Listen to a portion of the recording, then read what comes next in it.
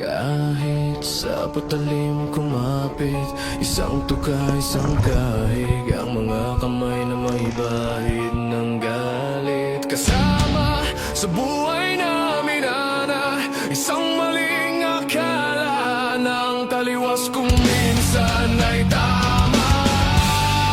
Ang hari ng tondo, hari ng tondo, baka mabansagan ka.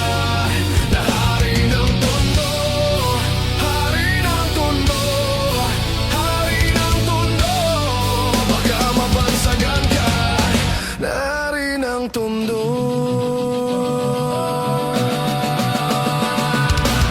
Minsan sa isang lugar sa Maynila, maraming nangyayari ngunit takot ang dilang sabihin ang lahat. Animoy kagat-kagat, kahit itago'y di mo pwedeng pigilin ang alamat na umusbong. Kahit na madami ang ulupong at halos hindi iba ang layas sa pagkakulong. Sa kamay ng iilan, umabusong kikilan, ang lahat ng pumalag, walang tanong ay kitilan ng buhay.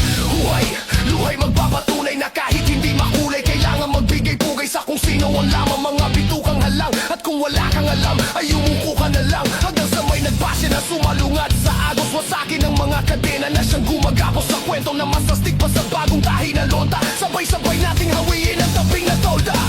Kahit sa patalim kumapit, isang tuka, isang kahig, ang mga kamay na may bahid ng galit. Kasama sa buhay namin na isang maling akala na ang taliwas kung minsan ay tama.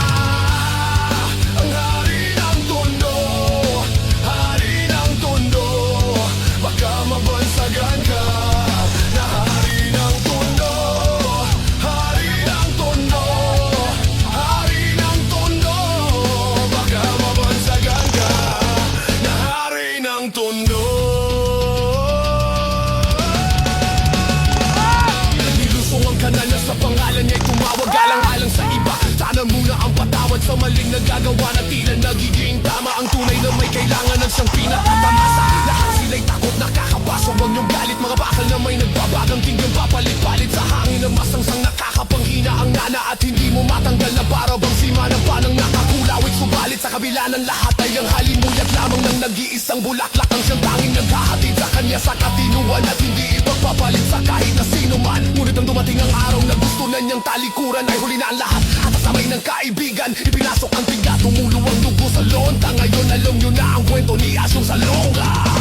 Kahit sa patalim kumapit, isang tuka, isang kahig, ang mga kamay na may bahid ng galit. Kasama sa buhay na